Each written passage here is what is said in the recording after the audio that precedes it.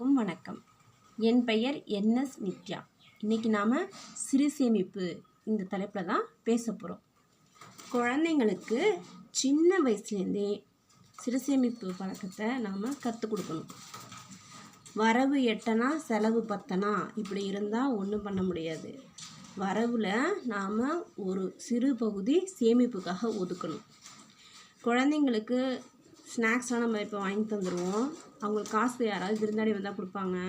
வேறு யாராவது கொடுக்கும்போது அதை அவங்க அக்கௌண்ட் ஓப்பன் பண்ணி அதில் அவங்க போட்டு சேமிப்பாக தொடங்கினா அவங்களுக்கு பணம் அதிகமாக சேமிப்பு சேரும். இதனால் அவங்களோட தன்னம்பிக்கை உயரும்.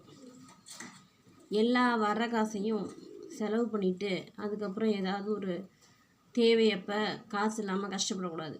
அதனால் எப்போதுமே ஒரு மனிதனுக்கு சேமிப்பு மிக மிக இன்றியமையாத ஒன்று. இதை சின்ன வயசுலேருந்தே குழந்தைங்களுக்கு எடுத்து சொல்லி புரிய வைக்கணும். நாங்கள் படிக்கும்போது ஸ்கூல்லே ஒரு சேமிப்பு அட்டை போட்டு கொடுத்துருவாங்க. அதில் நாங்கள் பணம் கட்டுவோம். ஒரு ஆசிரியர் அந்த பணத்தெல்லாம் வாங்கி சேவிங்ஸில் போட்டு வச்சுருவாங்க. யார் அந்த வருஷத்தில் அதிகமாக சேமிச்சிருக்காங்களோ அவங்களுக்கு ஆண்டுதோறும் ஆண்டு விழாவில் பரிசு வழங்கப்படும். அந்த மாதிரிலாம் ஊக்குவித்தாங்க. சேமிப்பு பழக்கத்தை கற்றுக்கிட்ட யாரும் வாழ்க்கையில் கஷ்டப்பட மாட்டாங்க. சின்ன பிள்ளைங்க மட்டுமா சேமிக்கணும் அப்படின்னா கிடையாது. வீட்டில் உள்ள ஒவ்வொருத்தவங்களும் சேமிப்பு பழக்கத்தை ஏற்படுத்திக்கணும். பெரியவங்க வயசானவங்க எல்லாருமே சேமித்து வச்சுக்கணும்.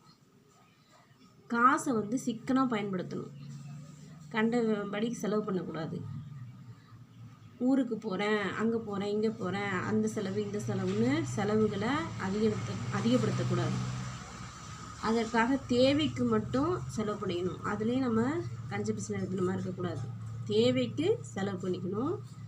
எக்ஸஸாக செலவு பண்ணக்கூடாது. வேஸ்ட்டு பண்ணக்கூடாது எதையும். இந்த பழக்கத்தை நம்ம கடைபிடித்தோம்னா நமக்கு வறுமைங்கிறது இருக்காது. எல்லார் கையிலையும் சேமிப்பு கண்டிப்பாக இருக்கணும். பணம் கண்டிப்பாக இருக்கணும். இந்த உலகத்தில் பணம் இல்லைன்னா ஒன்றுமே பண்ண முடியாது. அதனால் பணம் இருந்தால் தான் எதுவும் செய்ய முடியும். அடுத்தவங்க காசுக்கும் நம்ம ஆசைப்படக்கூடாது. நம்ம காசையும் வீணடிக்கக்கூடாது. இந்த ஃபார்முலாவை பின்பற்றிக்கணும். அதனால் இன்றிலிருந்தே சேமிப்போம், செழிப்பான வாழ்வு வாழ்வோம். நன்றி, வணக்கம். என்னுடைய சேனலை சப்ஸ்கிரைப் பண்ணாதவங்க சப்ஸ்கிரைப் பண்ணிங்க.